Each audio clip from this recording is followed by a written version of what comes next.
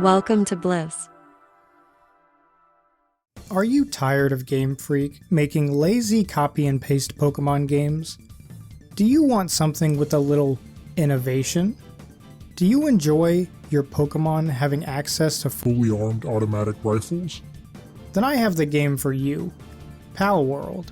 Palworld is what you get when you take Pokemon Legends Arceus and you combine it with every open world sandbox survival game made in the last 10 years, such as Ark, Rust, etc.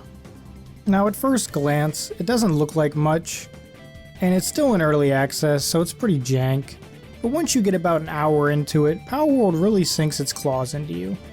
Palworld starts with you creating your character, and waking up surrounded by pals. You then get a tutorial window basically giving you simple objectives like make a pal spear, which is just a Pokeball, capture X amount of pals, craft a bed, so on and so forth. Personally, I would say this game is less like Pokemon and more like Ark in the sense of you can capture the pals and they will help you fight, but you can also kill and eat them, or you can have them work for you at your base using them as slave labor. After a little bit of playing and following the tutorial, you'll make the pal box, which once placed activates a ring around the area you placed it in, and it becomes your base. You can craft structures in this base, and you can put your pals to work doing tasks like farm, build, cook, etc, etc. You can carry up to 5 pals at a time in your party, and the pal box has a lot of storage for extras, and even the tutorial tells you to capture 30, because you're going to need a lot of them to help you with your work. I would say it's also noteworthy to point out that the pal box has missions for you, and once you complete those missions, you can then upgrade your pal box, which allows for more pals to be placed to work at your base. As you level up, there's going to be a technology tab, where you'll be able to invest points into getting new crafting recipes, and you can then construct these recipes into things like workstations, weapons, armor, things like that. Now, besides upgrading your base and crafting stuff, you'll be wandering the surprisingly massive and kind of bland open world to find other biomes, pals, NPC settlements, and this game's version of gym leaders. There's also enemy factions in this game.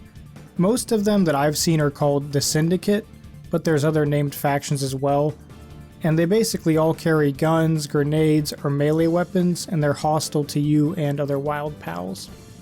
Combat in this game is basically you throwing a pal out to fight whatever you're currently fighting, and there's no crazy movesets or anything. Most pals have one move that you can directly tell them to use, otherwise it has 4 of its own moves that it'll randomly use on whatever enemy you happen to be fighting. I mean, the combat's not that deep, and I really don't mind it. You can also use your pals for things like riding and stuff for a faster way to move around the map. The gameplay loop of Palworld ends up being gathering resources to craft things or upgrade your base with different structures, and you then put your pals to work at the base. You also go out and explore the world, finding new pals, fighting gym leaders or bosses, and exploring dungeons. It's a pretty simple but effective gameplay loop that most crafting games have, and it can easily hold your attention for, I'd say, about 30 hours before it gets stale. There's also multiplayer, where either you or a friend can make a world, and as long as the creator of that world is online, your friends can join via a code or invite. During my time playing multiplayer, I was disconnected a handful of times, because again, this game is in early access, and it is really janky. But when it works, it's really fun. When you and your friends are making a base together, or exploring, is when this game's at its highest point in my opinion. But moving back onto the pals themselves, they actually do kind of look like Pokemon for the most part. Like if this was just another Pokemon game, and this was the newest generation, I wouldn't even bat an eye. The designs actually look really nice for the most part, and the names don't sound all that gimmicky either. I know a lot of people are calling this Pokemon with guns, but you really don't unlock the ability to even craft guns until like level 23 or something, so I haven't gotten that far yet in my game. Leveling up in this game does slow down after like level 14, I'd say. And there are a lot of areas with enemies that are like level 20 or 30, And they'll actually fuck you up hard. Like, it's not like most Pokemon games. If you go into a high level area, you're probably going to get destroyed.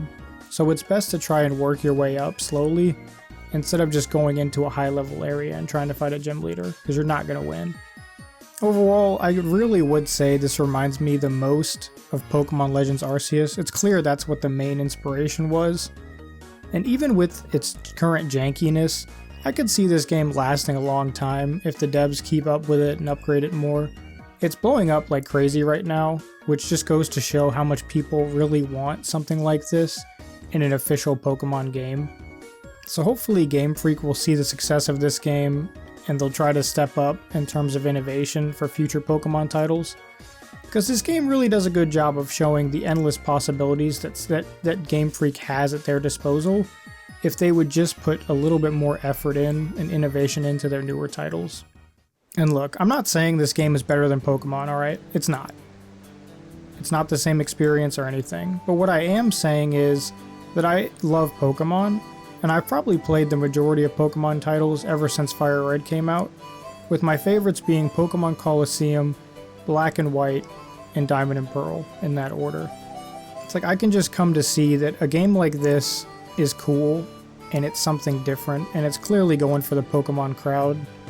And I would just love it if Game Freak took some notes, but that's not for me to decide, it's for them. So hopefully they'll take a look at this game and be like, I want to try to do something like that and cash in on the trend. But either way, gamers, thank you so much for watching. It means a lot to me, and I'll catch you in the next video. See you.